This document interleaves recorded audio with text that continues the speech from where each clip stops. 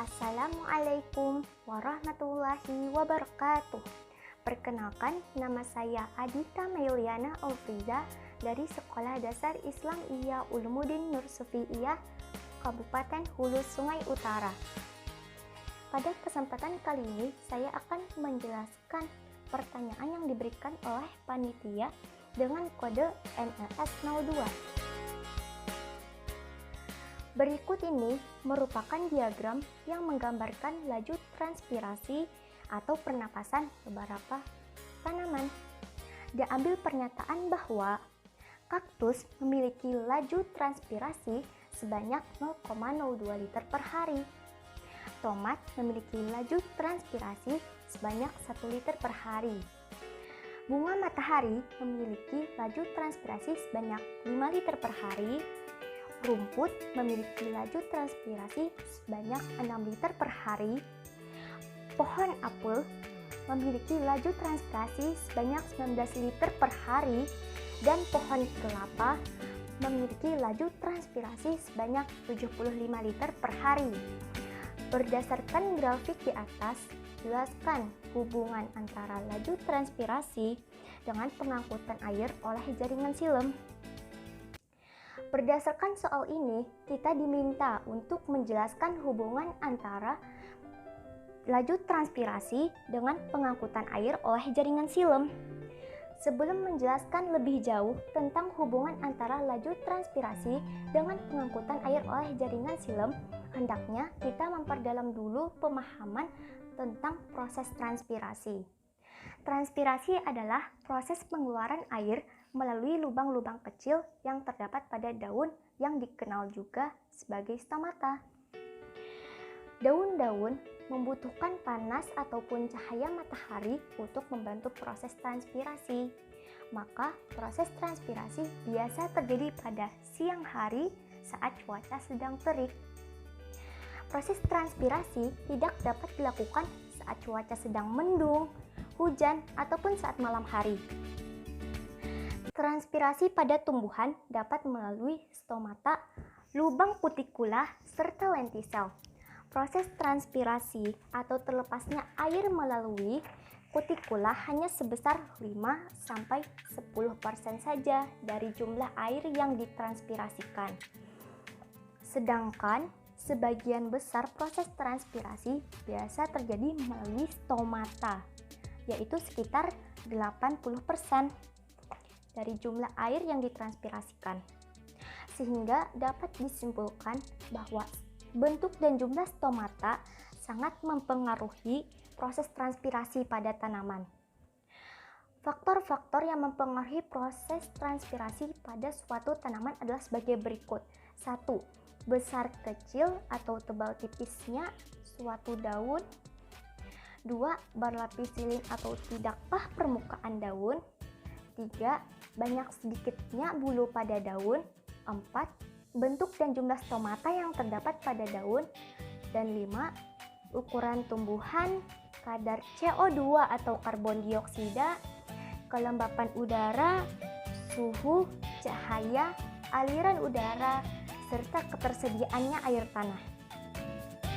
Berdasarkan pernyataan pada grafik yang telah saya jelaskan tadi, tumbuhan kaktus adalah tumbuhan yang memiliki laju transpirasi paling rendah dibanding beberapa tanaman yang dimuat pada grafik tersebut. Hal ini dikarenakan tanaman kaktus melakukan adaptasinya karena harus bertahan hidup di gurun pasir yang tandus. Caranya adalah dengan menutup stomata atau porinya selama siang hari, memiliki pelindung lilin, dan mengubah daunnya menjadi duri. Semua cara itu dilakukan untuk menghambat proses transpirasi atau penguapan air pada daunnya. Oleh karena itu, tak mengherankan bahwa tanaman kaktus hanya memiliki laju transpirasi sebesar 0,02 liter saja per harinya.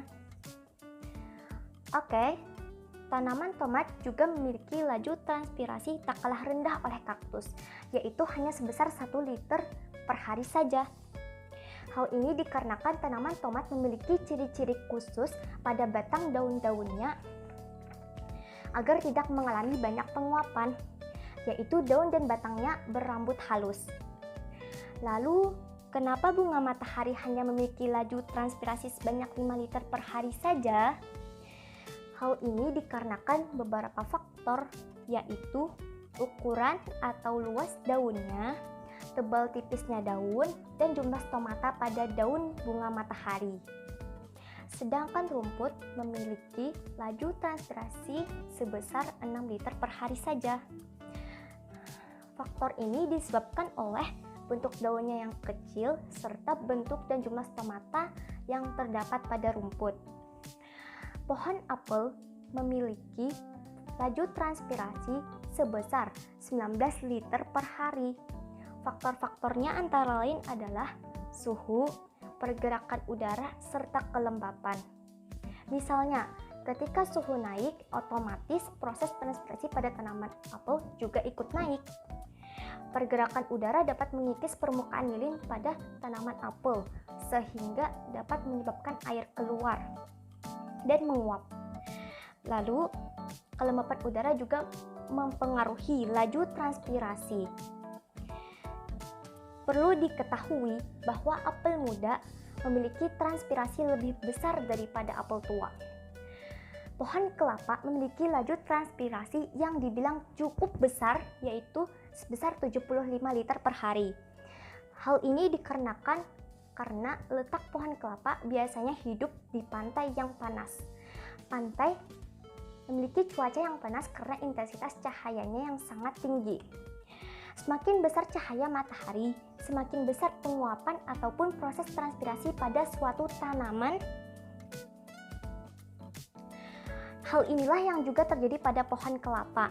Semakin besar atau semakin panas cahaya matahari di pantai, semakin besar pula lah penguapan air yang terjadi pada pohon kelapa.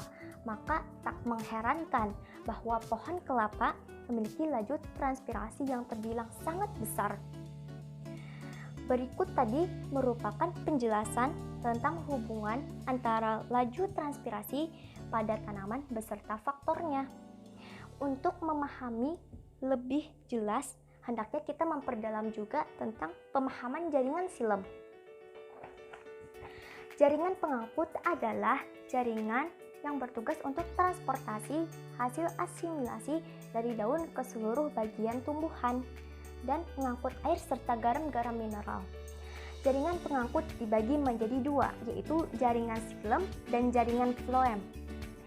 Perbedaan mencolok antar kedua jaringan terdapat pada fungsinya. Jaringan xilem adalah jaringan yang berfungsi untuk mengangkut air serta bahan mineral dari akar menuju daun.